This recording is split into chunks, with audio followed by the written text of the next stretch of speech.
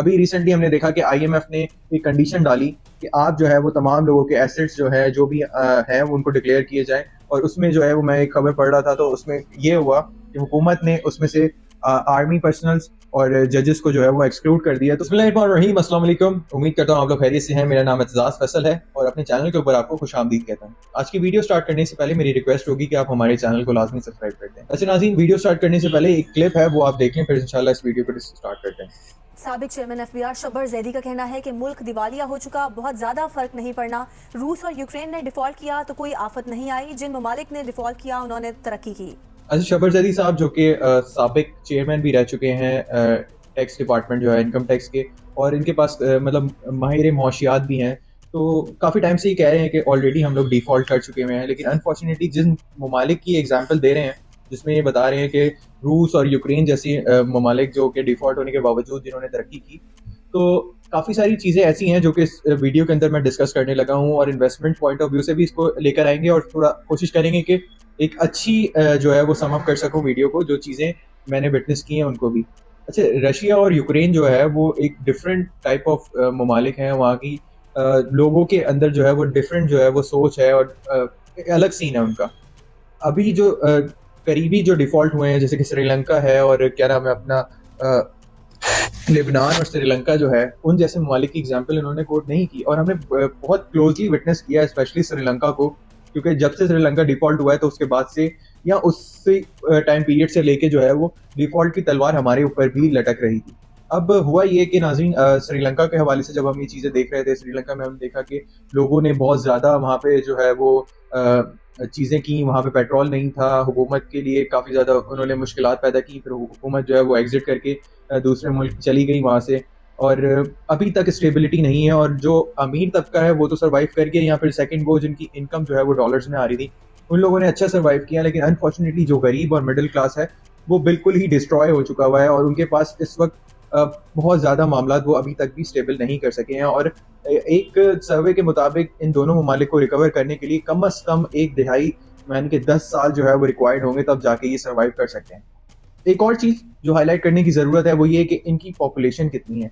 आबादी भी बहुत ज़्यादा मैटर करती है। श्रीलंका और ये क्या नाम है लेबनान जो है वो छोटे ममालिक हैं। श्रीलंका के अंदर कमोबेश जो पॉपुलेशन है वो तकरीबन 2.5 से 3 करोड़ की पॉपुलेशन है पूरे श्रीलंका के अंदर, और लेबनान के अंदर तकरीबन 1 करोड़ भी नहीं है। वो छोटे ममालिक हैं दोनों। लेकिन अब हुआ ये कि हम हमारा अगर उनके साथ कंपैरिजन किया जाए तो यहाँ पे तो ऑलरेडी सिचुएशन बहुत वर्स्ट है, और फ्यूचर में भी आने वाले वक्तों में भी बहुत ज़्यादा मुश्किलात का सामना करना पड़ सकता है। श्रीलंका के अंदर जितनी आबादी है उतना उससे ज़्यादा आबादी तो कराची के अंदर है, जो कि हमारा एक शहर है सिर्फ महज। तो ओवरऑल अगर देखा जाए तो उससे 10 गुना ज़्यादा पाकिस्तान की आबादी बनती है जो श्रीलंका की आबादी है, और तकरीबन 23-24 करोड़ पाकिस्तान की आबादी है। ऑन पेपर की मैं बात कर रहा हूँ, अगर प्रॉपरली लेके जाए तो शायद इससे ज़्यादा ही होगी, कम नहीं होगी। अब नाज़रीन, हम देखते हैं अब इतने ज़्यादा क्राइसिस के अंदर जहाँ तकरीबन तमाम तर जो इकनॉमिक के जो एक्सपर्ट्स हैं, जितने भी इकनॉमिक के एक्सपर्ट्स हैं, माहिर मुआशियात है, वो अब आपका माइंड मेकअप करना शुरू कर दिया कि डिफ़ॉल्ट करने से कोई ज़्यादा मसला नहीं होता और आप सर्वाइव कर जाएंगे। लेकिन अनफॉर्चुनेटली ऐसा होगा नहीं। अल्लाह ना करे अगर ऐसे कोई मामलात होते हैं तो बहुत ज़्यादा वर्स्ट सिचुएशन पे हम खड़े होंगे, और हम लोग जो है वो मतलब हम बहैसियत कौम शायद उस तरह से सुरखरू भी नहीं हो सके हैं, और ना ही हमारी उस तरह से कोई पास्ट में है कि हम एक दूसरे को संभाल सकें। हम खुद भी समझना तो वो बड़ी बात है। इन क्राइसिस के वक्तों में हम देखते हैं कि डिफरेंट हाउसिंग प्रोजेक्ट्स लॉन्च किए जाते हैं।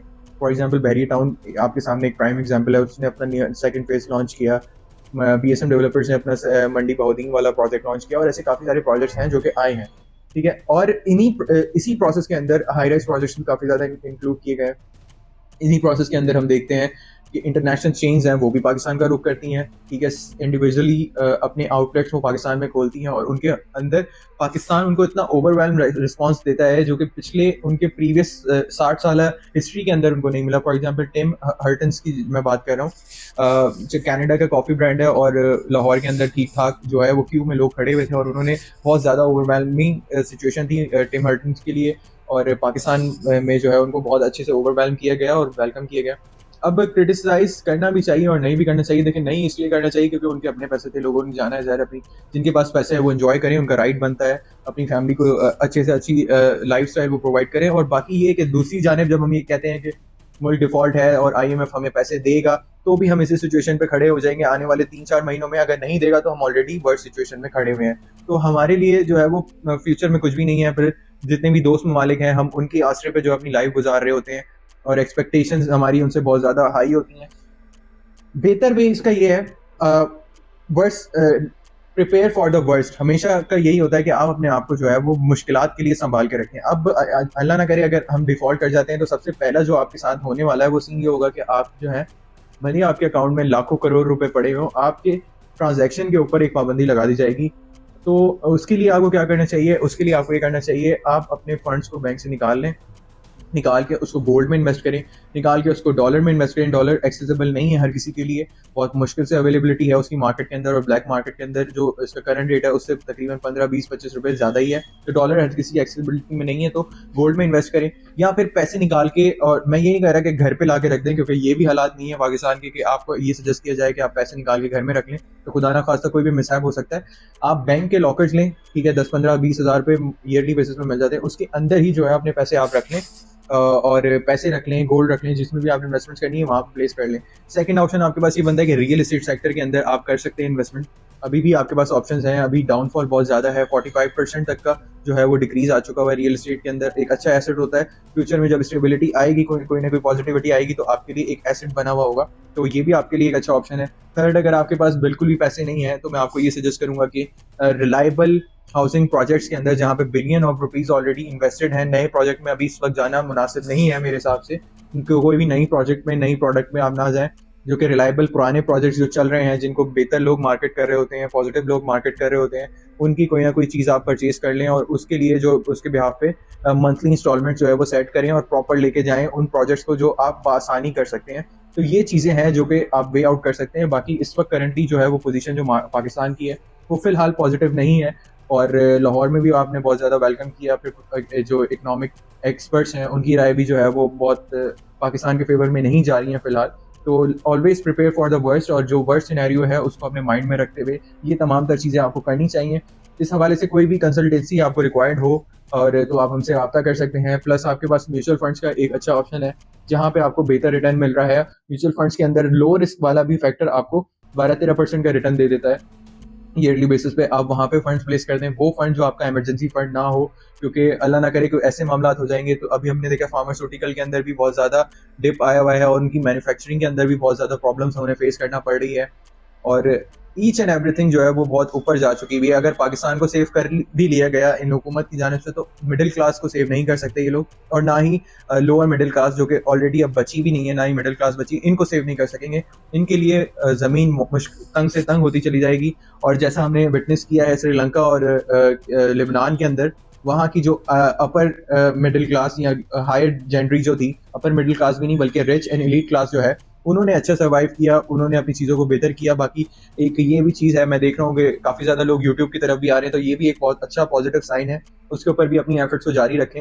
इंशाल्लाह वहाँ से भी कोई ना कोई एक ऐसी इनकम स्ट्रीम की तरफ हमें जाना चाहिए जो कि हमें डॉलर्स में हमें इनकम दे। और ऑनलाइन का दौर है, काफ़ी ज़्यादा ऑप्शन हमारे पास अवेलेबल होते हैं, हमें उस तरफ भी जो है वो थोड़ा सा करना पड़ेगा, अपना वे आउट खुद निकालना पड़ेगा। इन हुक्मरान से या किसी से भी कुछ भी एक्सपेक्ट नहीं कर सकते। अभी रिसेंटली हमने देखा कि IMF ने एक कंडीशन डाली कि आप जो है वो तमाम लोगों के एसेट्स जो है जो भी हैं वो उनको डिक्लेयर किए जाएँ, और उसमें जो है वो मैं एक खबर पढ़ रहा था, तो उसमें ये हुआ कि हुकूमत ने उसमें से आर्मी पर्सनल्स और जजेस को जो है वो एक्सक्लूड कर दिया। तो जहाँ इस तरह के एक तरफा फैसले हो रहे होते हैं, वहाँ पे आवाम के लिए कुछ भी नहीं होता।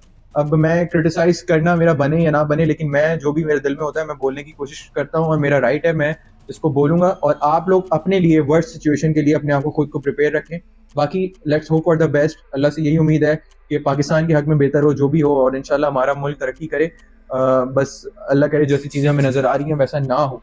बाकी नाज़रीन अपना ख्याल रखिएगा। इंशाल्लाह तमाम तर चीज़ों के ऊपर डिस्कस करते रहेंगे, और इसी चैनल के थ्रू आपको रियल एस्टेट्स अपॉर्चुनिटीज़ भी मिलती हैं। और फर्दर अगर आपके पास छोटे मोटे फंड्स भी हैं तो हमारे पास ऐसे ऑप्शंस हैं जहाँ पे आप मिनिमल इन्वेस्टमेंट्स करके अपना फ्यूचर सिक्योर कर सकते हैं, अपने बच्चों का फ्यूचर सिक्योर कर सकते हैं, और आप एक ऐसा एसेट बना सकते हैं जिसमें आप आने वाले 4-5 सालों में आप उसको कैश करवा लें और एक अच्छा जो है रीजनेबल आपके पास अमाउंट हो। मुझे इजाज़त दीजिए, इंशाल्लाह नेक्स्ट वीडियो में आपसे फिर मुलाकात होगी। अपना ख्याल रखिएगा। अल्लाह हाफ़िज़।